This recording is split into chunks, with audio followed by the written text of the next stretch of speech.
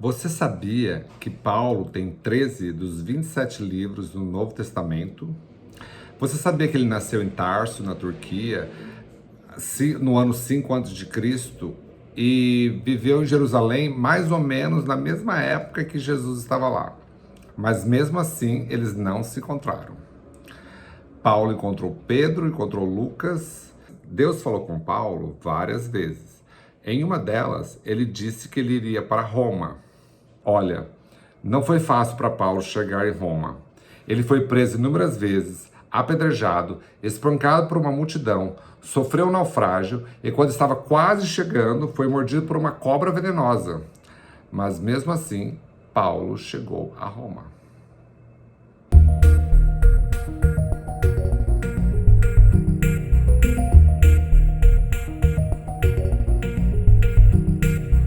Fala, galera! Cá estou eu novamente com Cartas de Paulo, volume 3. Hoje eu vou falar sobre a vida de Paulo, porque muita gente está curioso para saber quem é Paulo. Então a primeira dica que eu vou dar é: ele simplesmente é São Paulo para os católicos. A gente está acostumado a ouvir falar de São Paulo, a cidade, mas não pensa que a maior cidade da América do Sul tinha que ser abençoada por algum santo forte. E sim, esse foi Paulo de Tarso. Ele nasceu em Tarso, com um nome um pouquinho diferente, Saul ou Saulo, por volta do ano 5 a.C., ou seja, perto da mesma época de Cristo. Provavelmente uma homenagem do seu pai ao rei Saul, que foi o primeiro rei de Israel. Tarso, apesar de estar fora de Israel, tinha comunidade judaica bastante destacada, já que algumas comunidades judaicas existiam fora da antiga Judéia, desde o cativeiro babilônico do século 6 a.C. Como podemos ver no Google Maps, aí eu estou mostrando no Google Maps, Tarso fica apenas a 12 horas de carro de Israel. Claro que de camelo deve demorar um pouco mais, ou de jumentinho, cavalo, sei lá. Mas é pertinho. Os pais de Saul decidiram se mudar com ele para Jerusalém, onde o pequeno Saulzinho, ou Saulinho, cresceu. E ele foi educado por Gamaliel, que até hoje é considerado um dos maiores professores dos anais do judaísmo, os maiores professores sobre o judaísmo ortodoxo daquela época. Depois que Paulo cresceu, então, com essa educação judaica e muito ortodoxa, ele se tornou um perseguidor de cristãos. Porque logo que Jesus morreu, muitas pessoas que vivenciaram os milagres que Jesus havia feito naquela época começaram a se reunir nas casas deles e fazer pequenos encontros para falar de Jesus e dos milagres que ele havia feito e de alguma forma continuarem aquilo que Jesus havia começado na terra. E Paulo era justamente o cara que perseguia essas pessoas. Ele não era um cara muito bonzinho, não. Ele mesmo admite em suas cartas que ceifou muitas vidas em nome do Deus que ele acreditava antes do grande dia em que teve encontro com Jesus. O que aconteceu? Então vamos lá. O ponto da questão. Um belo dia, Paulo estava indo para Damasco por volta do ano 36 depois de Cristo, justamente para ir perseguir cristãos daquela época, os cristãos que estavam começando a se unir naquela época. Então é um momento tão marcante na história da humanidade que ele foi retratado por vários artistas famosos. A minha favorita é de Caravaggio, que está aí na tela. Espero que vocês gostem. É o momento em que Paulo encontra com Jesus. É uma luz muito forte que ele fica cego por 3 dias. E isso muda a vida de Paulo para sempre. Então ele escutou uma voz que o disse: Saulo, por que me persegues? Nas palavras do próprio Paulo, ele diz em suas cartas: recebi as boas novas não de qualquer um, mas por uma revelação pessoal de Jesus Cristo. Imagina que legal Jesus aparecendo para você assim. Segundo o relato que está em Atos dos Apóstolos, eu recomendo a vocês lerem, que é bem interessante. Ele ficou cego por 3 dias e teve que ser conduzido à mão até Damasco. Durante esses 3 dias, ele não comeu nem bebeu. Passou seu tempo em oração a Deus. Então, o Ananias disse assim para ele: Irmão Saul, o Senhor Jesus me enviou para que possa ter tua vista e seja cheio do Espírito Santo. E aí a sua visão foi restaurada, ele se levantou e foi batizado com o nome de Paulo. Mas o mais legal disso tudo para mim é como Paulo mudou depois desse episódio. Ele simplesmente ele mudou de lado. Ele era do lado dos judeus que matavam os cristãos e se uniu aos cristãos para propagar a boa nova da palavra de Deus.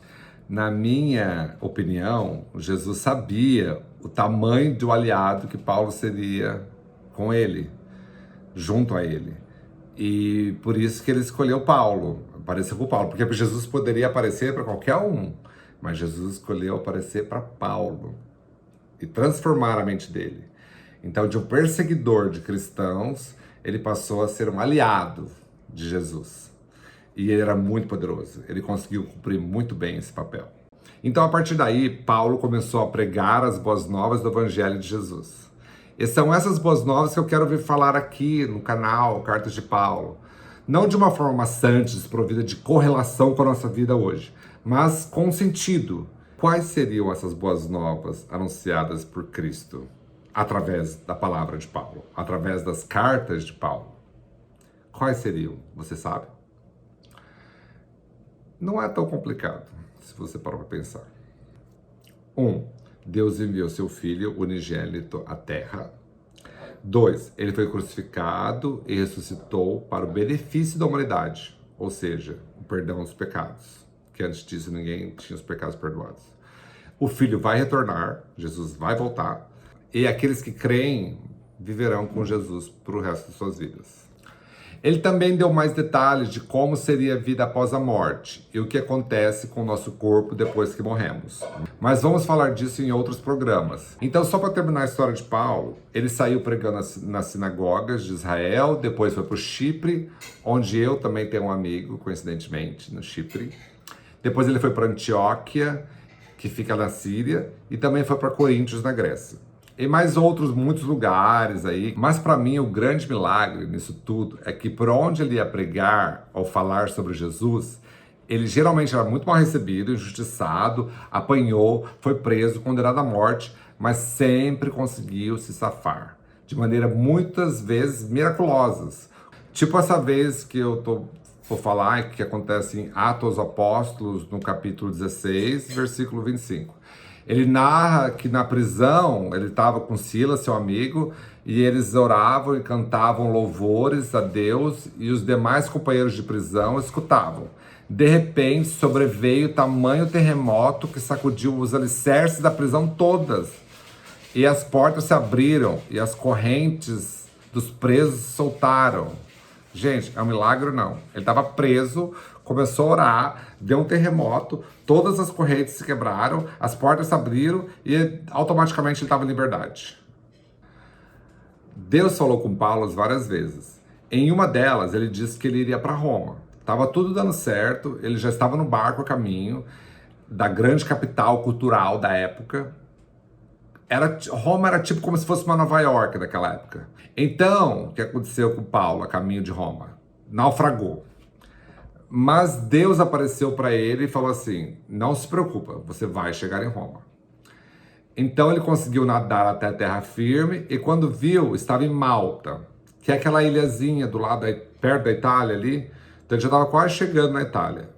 Aí foi bem recebido pelos moradores de lá, foram fazer uma comida, ele estava na beira da fogueira, tentando pegar comida, uma cobra, uma víbora aparece, morde a mão dele. O povo acha que ele ia morrer porque era uma cobra super venenosa. E o que acontece? Nada. Ele continuou vivo. Ninguém entendeu nada, como que ele não morreu com uma picada de uma cobra tão venenosa. Enfim, ele conseguiu chegar em Roma. Graças a Deus, o que Deus havia prometido para Paulo, que era chegar em Roma, foi cumprido. Ele chegou na grande capital daquela época. Roma, naquela época, tinha uma religião politeísta, ou seja, eles acreditavam em vários deuses. Então, para eles, era totalmente absurdo que alguém chegasse falando em um Deus único, Jesus e seu pai, né, no máximo. Em Roma, Paulo escreveu muitas cartas. Dessas cartas que eu estou falando. Mas não sei se foram todas essas cartas que ele escreveu em Roma. Acho que algumas ele escreveu antes de chegar em Roma, nesse trajeto até lá. Mas como era se esperar, a sua presença não agradou muito Nero, o grande imperador que incendiou Roma. E depois de alguns anos de liberdade e alguns anos de clemência, indo e voltando, ele acabou sendo decapitado em Roma por volta do ano 64 depois de Cristo. Mas, segundo o próprio Paulo disse nas cartas aos Filipenses, capítulo 1, versículo 23, tenho o desejo de partir para estar com Cristo, que é incomparavelmente melhor. Para mim, essa frase deixa bem claro quanto é bom estar junto de Cristo. Então vamos perder o medo do Covid e perder o medo da morte, que tá do lado de lá é ok, tem muita coisa boa. E é isso. Acho que é isso por hoje. Muito obrigado, espero que eu não tenha confundido e explicado bem. That's it, folks. Até a próxima.